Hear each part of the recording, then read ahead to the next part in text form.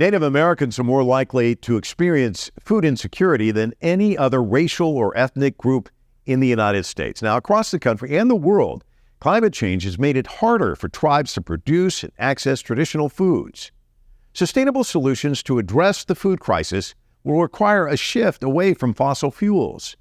Cheri Smith is the founder and CEO of Indigenized Energy Initiative, which uses solar to eradicate energy poverty.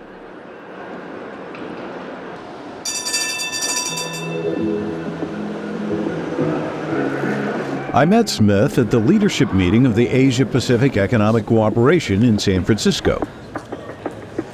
Previously, Smith led workforce development and training for 1,400 clean energy employees at Tesla's solar plant in Buffalo, New York, and battery factory in Nevada.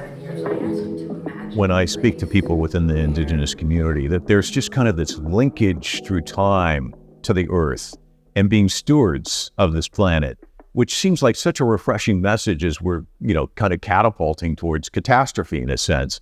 Can you talk a little bit about that? Yeah, well, indigenous civilizations have been the original stewards of Earth, and colonization sort of stripped that knowledge away from all of us. And getting back to those Aboriginal ways of living and understanding and being one with the earth and being equal with plants and animals, that's a native concept. Dominating nature is a colonial concept. And so it's interesting that in order to fix this problem and to halt or slow at least climate change, we have to go back to behaving and thinking in those ways. Tribal lands, though, there have been people who've come in and extracted. I mean, you've seen this. Can you talk a little bit about that? And what inspired you to kind of on your road that you're on now? Well, that's actually a great question. I was inspired after, I'm an indigenous descendant of the Mi'kmaq Nation of so-called Maine and the Canadian Maritimes. I didn't grow up on a reserve. My European side was the most prevalent culture in my upbringing. And it wasn't until later in my career that I was introduced to tribes in the plain states of our country where fossil resources are plenty. And I met a tribe, a small tribe there that, despite the promised riches of the coal beneath their feet, refused to mine it or extract it and uphold their sacred covenants to protect and preserve the earth. And they inspired me.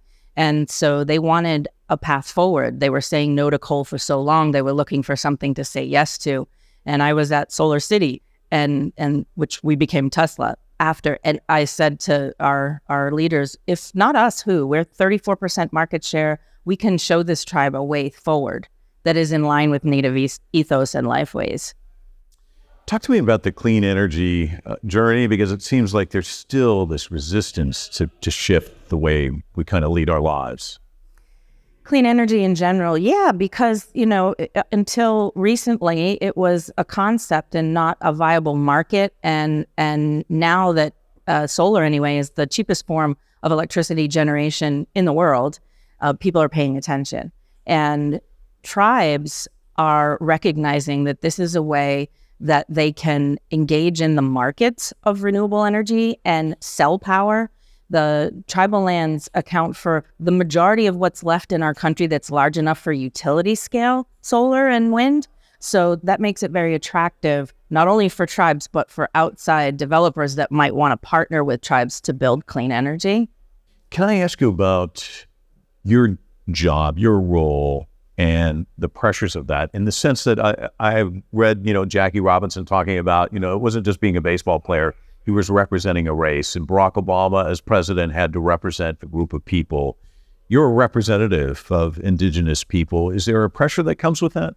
Yeah, I take that exact topic very seriously. I am a European indigenous blended person, and this is for that reason that my team is 80+% indigenous, and I don't represent the voice of indigenous people. I represent what my ancestors called Eduaptamumk, which is literally translated two-eyed seeing, being able to see the value in indigenous wisdom and life ways and ways of being, and Western technology and its ability to solve these problems. So it's my indigenous team that is out in front. that meets first with the tribes. And so we're very careful about that.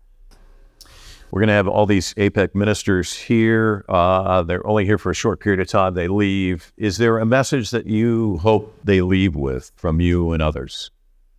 Well, we're honored that both of our, Chinese and American heads of state are here communicating at this summit. And we were very grateful to have the opportunity to convene, as I said earlier, with leaders from other countries who are like-minded. And we all realized being here together, we have the same challenges, and that there's strength in numbers and a sharing of wisdom and lessons learned and best practices. And so we're hoping that from this convening comes a coalition of sorts of Indigenous communities across the globe working specifically on a just transition.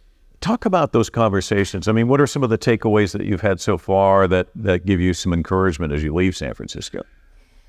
Well, oftentimes the issue with Indigenous communities in the United States, we're sovereign nations. It's a little bit different than other parts of the world where tribes are just, they're like every other citizen. But overall, we realize that there's an opportunity to demand a seat at the table where decisions are being made. And if there's no seat at that table, we're going to build the table and we're going to invite y'all to it. So that strength in understanding that this is kind of the challenges are similar around the world is very encouraging, and we can draw on each other and support one another. What are some of the opportunities you see for tribes out there? Right. Well, this point in time represents a tremendous opportunity to take back from centuries of oppression in any country, to take some help and build an infrastructure using federal funding, government funding, state funding, whatever it may be called, to build a foundation on which new economies can grow. Because clean energy represents energy in general represents a very powerful place to intervene in broken systems. And when you introduce clean regenerative energy into fossil fueled economies, and these jobs are place-based and they're in line with Indigenous ethos, it's a beautiful thing. It brings hope.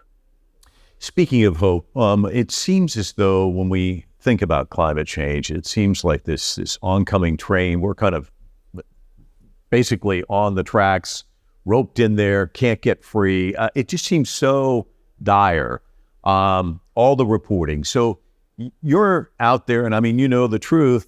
How do you keep that positive step forward each day, given just how dire things seem to be? During the discussion yesterday, we talked about, is the earth a mess or is the earth messy? And the earth is just messy. And can we clean it up in time? Can we get our stuff together in time to make a difference for my children, your children, our children's children? I believe we can, but it's going to take some egos being put on a shelf, and it's going to take our governments to stop bowing to capitalism. Which is quite a task. I mean, that's part of the mess piece of it, isn't it? And so final thoughts as we wrap up this interview. What's the tipping point where we move from messy to mess? Are we getting closer to it? And how do we avoid it? Continued investment by our governments is essential, because the wealth in the world was built largely because of fossil extraction. And so it's going to take that level of investment, but much, much faster. And I believe that we can halt it. Well, thank you so much for your time. I know it's been a busy week for you, and it continues to be a busy time. Thank you, keep Mike. Fighting the good fight, as they say. We will. Thanks so much for having me.